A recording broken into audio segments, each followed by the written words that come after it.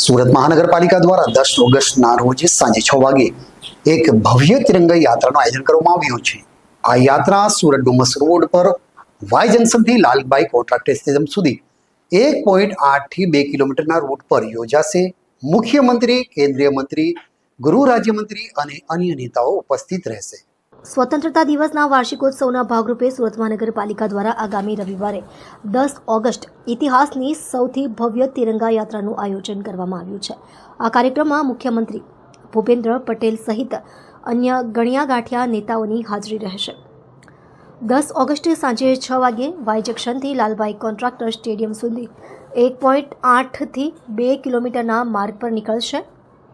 મુખ્ય અતિથિ તરીકે મુખ્યમંત્રી ભૂપેન્દ્ર પટેલ, કેન્દ્રીય મંત્રી સી આર પાટીલ, ગૃહ રાજ્યમંત્રી હર્ષ સંઘવી ઉપસ્થિત રહેશે. પાલિકાના માર્શલ દ્વારા 1.5 કિલોમીટર લાંબો તિરંગો લઈ જવામાં આવશે, જે નવો વિશ્વ રેકોર્ડ સ્થાપિત કરશે. બાર સ્ટેજ પર વિવિધ રાજ્યોની સંસ્કૃતિ, દેશભક્તિના ગીતો અને ટેબ્લો પ્રદર્શિત થશે. 50,000થી વધુ લોકો, ઉદ્યોગપતિઓ અને બહુધાર્મિક સમુદાયો જોડાશે. પોલીસ, CISF અને 100થી વધુ બાઇક તૈનાત રહેશે. 3.5 લાખ તિરંગા વપરાશે, જેમાંથી 1 લાખ લોકોમાં વિતરણ કરવામાં આવશે. મેડિકલ ટીમ, પીણા અને પાર્કિંગની વ્યવસ્થા કરવામાં આવી છે. પોલીસ કમિશનર અનુપમસિંહ ગહેલોતે જણાવ્યું છે કે આ યાત્રા માત્ર ઉજવણી નહીં, પણ એક ભારત શ્રેષ્ઠ ભારતની જીવન મિસાલ બનશે. સુરતવાસીઓ આ ઐતિહાસિક તિરંગા યાત્રામાં ભાગ લઈ દેશભક્તિની ભાવના વ્યક્ત કરશે. વાય જંકશનથી લાલભાઈ કોન્ટ્રાક્ટર સુધી સ્ટેડિયમ સુધી એક ખૂબ જ ભવ્ય તિરંગા યાત્રાનું આયોજન કરવામાં આવ્યું છે. અત્યાર સુધીના સુરત શહેરના ઇતિહાસની આ સૌથી મોટી તિરંગા યાત્રાનું આયોજન કરવામાં આવ્યું છે, જેમાં કાર્નિવાલ સ્વરૂપે તિરંગા યાત્રામાં ખૂબ જ ભવ્ય સેલિબ્રેશન સાથે લોકો જોડાવાના છે. સુરત ભારત શહેરનું મિની ભારત શહેર તરીકે ઓળખાય છે, એટલે જુદા જુદા રાજ્યોના લોકો ખૂબ જ મોટી સંખ્યામાં યાત્રામાં જોડાવાના છે. ધાર્મિક એકતાના પણ પ્રતીક સ્વરૂપે વિવિધ ધર્મના લોકો પણ ખૂબ જ મોટી સંખ્યામાં યાત્રામાં જોડાવાના છે. સુરત શહેર ઇકોનોમિક કેપિટલ છે, એટલે ખૂબ જ મોટી સંખ્યામાં ઇન્ડસ્ટ્રીઝના લોકો પણ આ મોટી યાત્રામાં જોડાવાના છે. એમની યાત્રાની વિશેષતા એ રહેશે કે ખૂબ જ રંગબેરંગી યાત્રા થવા જઈ રહી છે, જેમાં 20 જેટલા મોટા મોટા મેસ્કટ્સ, પોલીસના બેન્ડ્સ, પોલીસના જો ગ્રુપ્સ છે, એમના સાથે જુદા જુદા અહીંયાના જો પ્રાઇવેટ બેન્ડ્સ છે, જેવા કે લેઝિમ, વોરા સમાજનું બેન્ડ, અલગ અલગ સમાજના બેન્ડ, અહીંયાના જો ટેલેન્ટેડ આર્ટિસ્ટ છે, એ પણ ખૂબ જ મોટી સંખ્યામાં બેન્ડ સાથે જોડાવાના છે. ડીજેમાં દેશભક્તિના જો ગીતો છે, એમના સાથે લોકો જોડાવાના છે.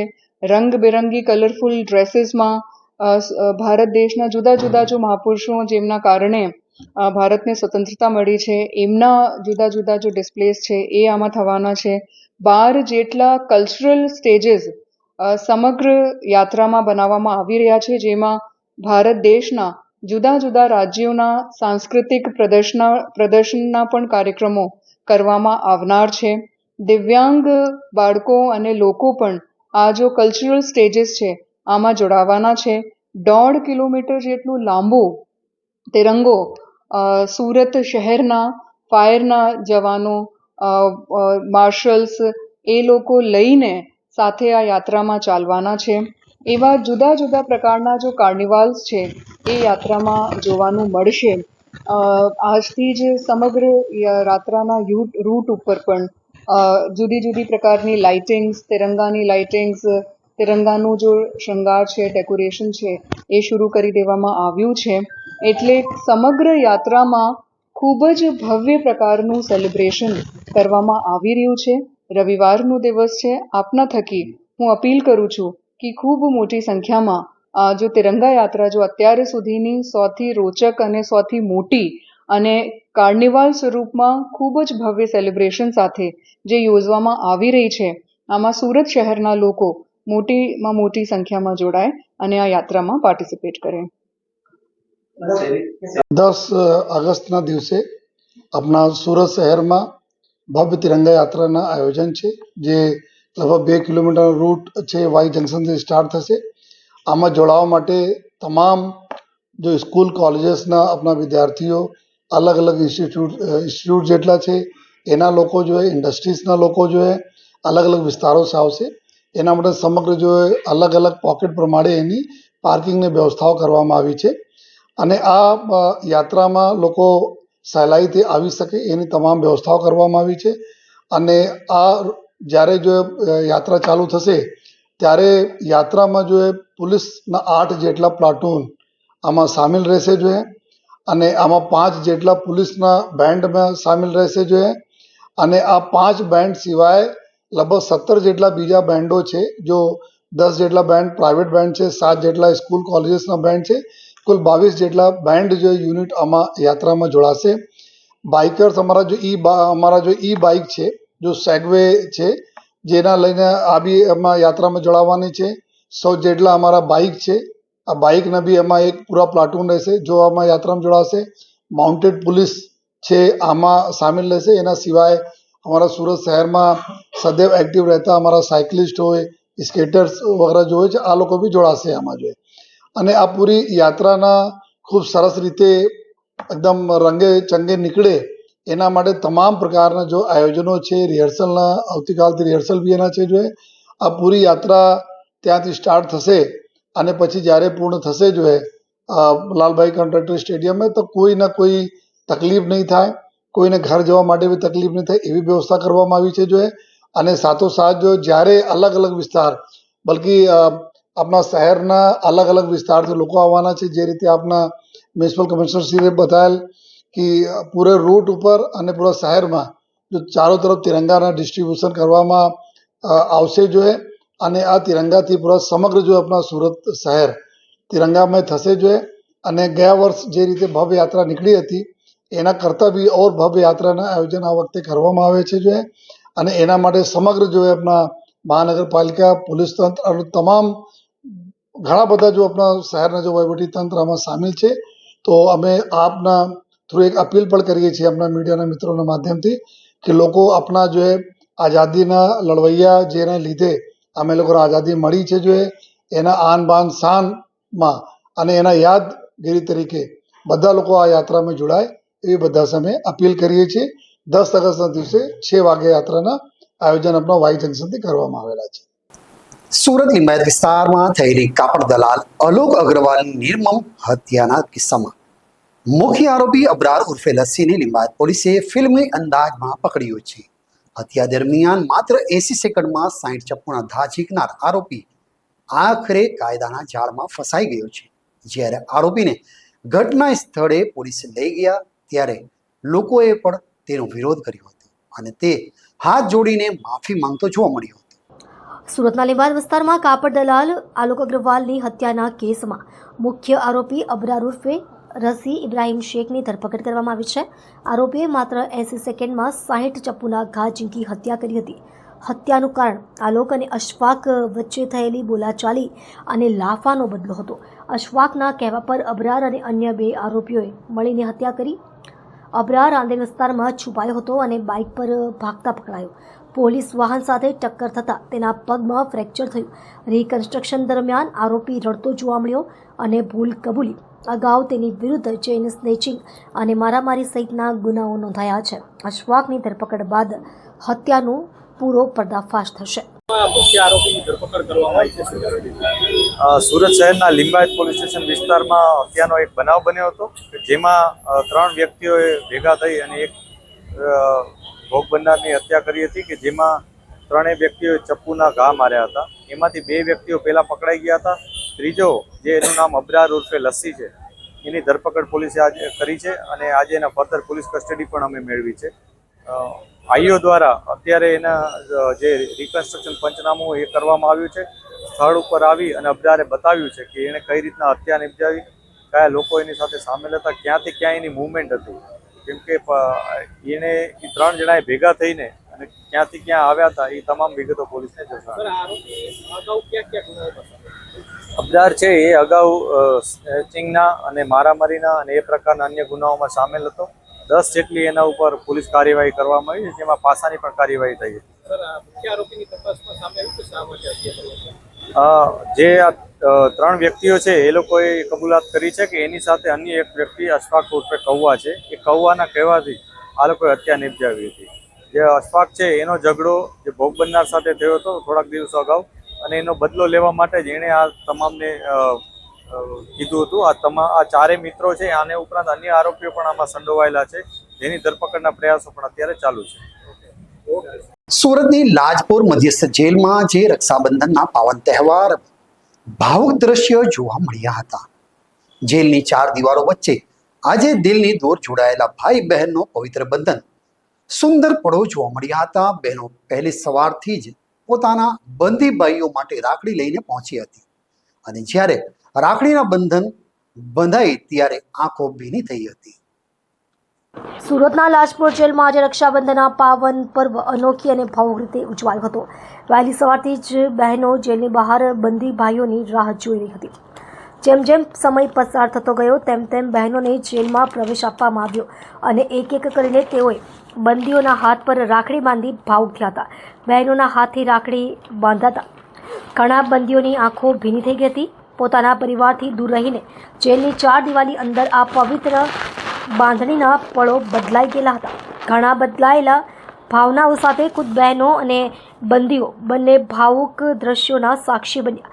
જેલ તંત્ર દ્વારા આયોજન ખાસ રીતે કરવામાં આવ્યું હતું, જેમાં સુરક્ષા વ્યવસ્થા અને શિસ્તબદ્ધ વ્યવસ્થા માટે તમામ જરૂરિયાતોનો ખ્યાલ રાખવામાં આવ્યો.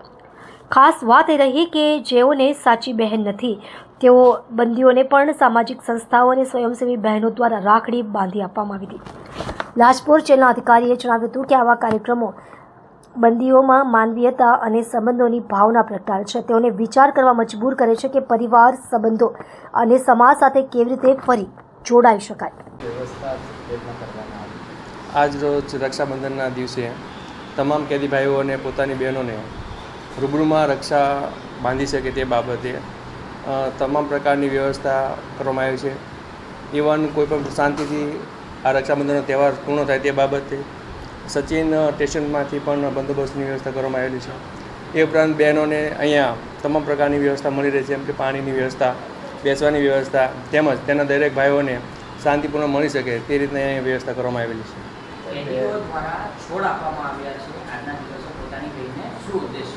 એનો ઉદ્દેશ એવો છે કે આપણે એક વીર પસલીનો એક તહેવાર હોય છે કે જેમાં એવું હોય છે કે જે ભાઈ એક પોતાના બહેનને ગિફ્ટ આપે છે.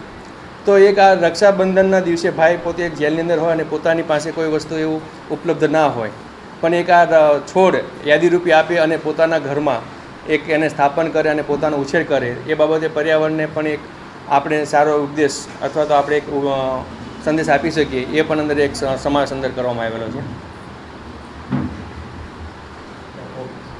સુરતના ઉધના વિસ્તારમાં 3 શખ્સોએ ફક્ત એટલા માટે એક નિર્દોષ વ્યક્તિ પર જીવલેણ હુમલો કર્યો હતો કે બોલાચાલી જોઈને તે થોડા સમયમાં તે ઊભો રહી ગયો હતો, અને 5 ઓગસ્ટની રાત્રે બનેલી આ ઘટનામાં લાકડાના ફટકા અને લોખંડના સળિયા વડે ગંભીર ઈજાઓ પહોંચાડવામાં આવી હતી. જોકે પોલીસની ઝડપભેર કાર્યવાહી દરમિયાન 3 આરોપીઓની ધરપકડ કરવામાં આવી હતી. સુરતના ઉધના વિસ્તારમાં 5 ઓગસ્ટ 2025ની રાત્રે આશરે 11:15 કલાકે એક ચોંકાવનારી ઘટના સામે આવી. કામ પરથી ઘરે પરત ફરી રહેલા એક વ્યક્તિને 3 અજાણ્યા શખ્સો વચ્ચેની બોલાચાલી જોવી ભારે પડી હતી. તું અહીંયા કેમ ઊભો છે કહી શરૂ થયેલી બોલાચાલી હિંસક બનાવમાં ફેરવાઈ. આરોપીઓ રાજા બિહારી, હિતેશ ઉર્ફે બરમુંડા અને આશીષ પુલારા દ્વારા લાકડાના ફટકા અને લોખંડના સળિયાથી વ્યક્તિ પર હુમલો થયો. આરોપીઓએ ધમકી આપી અને ઘટનાસ્થળેથી ફરાર થઈ ગયા. ઘટનાની જાણ થતાં ઉધના પોલીસે તરત કાર્યવાહી હાથ ધરી અને ગણતરીના કલાકોમાં 3 આરોપીઓની ધરપકડ કરી લીધી. વધુ તપાસ ચાલુ છે.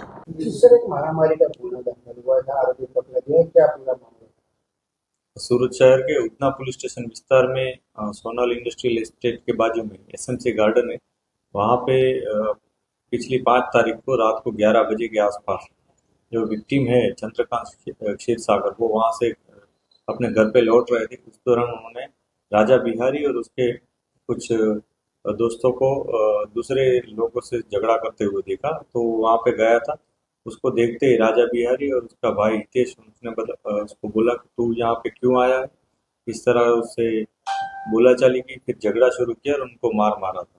इस घटना के अनुसंधान में पुलिस ने गुना दाखिल करके आरोपियों को पकड़ने के लिए तुरंत कार्यवाही शुरू कर दी थी. इसी दौरान पुलिस ने तीन आरोपी, जिसमें से एक का नाम राजा बिहारी है, एक का नाम फुलारा है और तीसरे का नाम है जीतो गोस्वामी। इन तीनों की गिरफ्तारी की है। इसके अलावा जो चौथा आरोपी है हितेश, वो भी पकड़ना बाकी है, उसको भी हम ढूंढ रहे हैं, जल्द से जल्द वो पकड़ा जाएगा। ये जो आरोपी हैं उनके उनमें से दो आरोपी राजा बिहारी और फुलारा, उनके खिलाफ पहले मारामारी, दारू का केस और खंडनी मतलब एक्सटॉर्शन का केस भी दर्ज हुआ है। राजा बिहारी के खिलाफ फांसा की भी कार्यवाही हो चुकी है। पुलिस ने इस घटना में दूसरे भी इन्वेस्टिगेशन के पहलू शामिल किए हैं, जिसमें इन दोनों के जो कोर्ट के क्रिमिनल केसेस हैं, इसके अलावा जो दूसरे आरोपी हैं उनके भी क्रिमिनल केसेस हम ढूंढ रहे हैं। जो कुछ भी ઇન્ફોર્મેશન मिलेगी उसको ઇન્વેસ્ટિગેશન में શામિલ किया जाएगा। દર વર્ષની જેમ આ વર્ષે પણ 9 ઓગસ્ટ ઉજવાતા વિશ્વ આદિવાસી દિવસના અવસરે દ્રષ્ટિને લઈને સુરત આદિવાસી સમાજ દ્વારા ભવ્ય રેલીનું આયોજન કરવામાં આવ્યું હતું. આ રેલીમાં આદિવાસી સંસ્કૃતિ, પરંપરા અને જીવનશૈલીનું જીવન પ્રતિબિંબ જોવા મળ્યું હતું. આ રેલીનું મુખ્ય ઉદ્દેશ્ય યુવા પેઢીને પોતાના મૂળ સંસ્કાર અને વારસાની ઓળખ કરાવવાનો હતો. રેલીમાં ભાગ લેનારા લોકો પરંપરાગત વસ્ત્રોમાં શોભી ઉઠ્યા હતા અને તેઓએ ઐતિહાસિક આદિવાસી હથિયારો તથા નૃત્ય રૂપે લોક સંસ્કૃતિ રજૂ કરી હતી. નગરના વિવિધ વિસ્તારોમાંથી પસાર થયેલી આ રેલીનું શહેરવાસીઓએ ઉત્સાહપૂર્વક અવલોકન કર્યું હતું અને ખૂબ જ સરાહના પણ કરી હતી. રેલી દરમિયાન કાયદો અને વ્યવસ્થાની પરિસ્થિતિ યથાવત રહે તે માટે સુરત શહેર પોલીસે ચુસ્ત બંદોબસ્ત ગોઠવ્યો હતો. સમગ્ર કાર્યક્રમ શાંતિપૂર્ણ અને વ્યવસ્થિત રીતે પાર પડ્યો હતો. આદિવાસી સમાજના આગેવાનોના જણાવ્યા અનુસાર આવી રેલીઓ દ્વારા સમાજના યુવાનોમાં પોતાની ધરોહર અને સંસ્કૃતિ પ્રત્યે ગૌરવની લાગણી વિકસે છે તથા સમાજમાં એકતા અને જોડાણ વધુ મજબૂત બને છે. દેશભરમાં રક્ષાબંધનની ભવ્ય ઉજવણી કરાઈ રહી છે. આ ભારતીય સંસ્કૃતિનું જીવંત ઉદાહરણ છે. ભાજપના ગુજરાત પ્રદેશ અધ્યક્ષ અને કેન્દ્રીય મંત્રી સી.આર. પાટીલે રક્ષાબંધનના પર્વ પર પરિવારજનો સાથે ભવ્ય રીતે ઉજવણી કરી હતી. તેઓએ આ પાવનનું તહેવારને ભારતીય સંસ્કૃતિના મહત્વને ઉજાગર કરતા રક્ષાબંધનને માત્ર એક તહેવાર નહીં પણ ભાઈ બહેનના અતૂટ સંબંધ અને રક્ષાના વચનનું પવિત્ર પ્રતીક ગણાવ્યું હતું. સી.આર. પાટીલે રક્ષાબંધનના ઐતિહાસિક પર્વના સંદર્ભમાં મહાભારત યુગની ઘટના યાદ કરાવતા કહ્યું હતું કે દ્રૌપદીએ જ્યારે ભગવાન શ્રી કૃષ્ણના હાથમાં ઈજા થઈ પછી પોતાનો ઓઢણીનો ટુકડો ફાડી બાંધી દીધો હતો ત્યારે ભગવાનને તેને આજીવન રક્ષાનું વચન આપ્યું હતું. આજે પણ એ સંસ્કૃતિ જીવંત છે. તેમણે ઉમેર્યું કે ભારતની સંસ્કૃતિના મૂળમાં સંબંધીય બંધનોને સન્માન આપવામાં આવ્યું છે અને રક્ષાબંધન એ તેનો શ્રેષ્ઠ દાખલો છે. ભાઈ બહેનની આ પરંપરાગત રૂઢિ આજે પણ સમકાલીન સમાજમાં એટલી જ મહત્વની અને જીવંત છે.